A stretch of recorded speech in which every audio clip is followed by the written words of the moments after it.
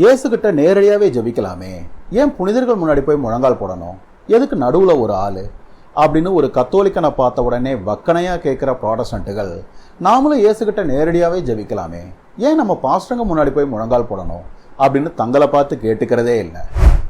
எங்க பாஸ்டருங்கெல்லாம் உயிரோட இருக்காங்க, ஆனா உங்க புனிதர்கள் எல்லாம் செத்து போனவங்க இல்ல, அவங்க கிட்ட எப்படி ஜெபிக்கலாம் அப்படின்னு சிலர் முறுக்கிக்கிட்டு வருவாங்க. ஆனா செத்து போனவங்கன்னா என்ன அர்த்தம், இல்லாம போயிட்டாங்களா? உங்க பக்கத்து வீட்டுல வாடகைக்கு இருந்தவன் வீடை காலி பண்ணிட்டு வேற ஏரியாவுக்கு குடி போயிட்டா அவன் இல்லாம போயிட்டான்னு சொல்லுவீங்களா? மாட்டீங்கல்ல. அப்ப இந்த தேகத்தை விட்டு குடி போய் கர்த்தரிடத்துல குடியிருக்கிற புனிதர்கள் மட்டும் எப்படி இல்லாம போயிடுவாங்க? என்னை விசுவாசிக்கிறவன் மரித்தாலும் பிழைப்பான், உயிரோடு இருந்து என்னை விசுவாசிக்கிறவன் எவனும் மறியாமலும் இருப்பான்னு இயேசு சொல்லியிருக்காரே. அப்படின்னா உயிரோடு இருக்கும்போது இயேசுவை விசுவாசித்த இந்த புனிதர்கள் என்றைக்குமே மறிக்காதவங்க தானே?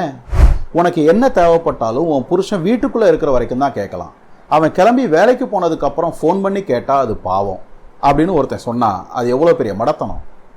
பரலோகம் போன புனிதர்களிடம் ஜெபிக்க கூடாதுன்னு சொல்லுவதும் அவ்வளவு பெரிய மடத்தனம் தான்.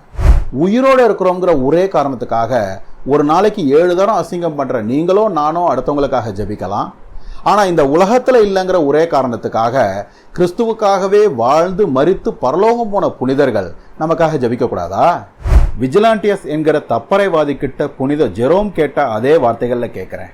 உயிரோடு இருக்கிறது என்பதாலேயே விஜிலாண்டியஸ் என்கிற நாய் பவுல் என்கிற இறந்த சிங்கத்தை விட மேலாயிடுமா?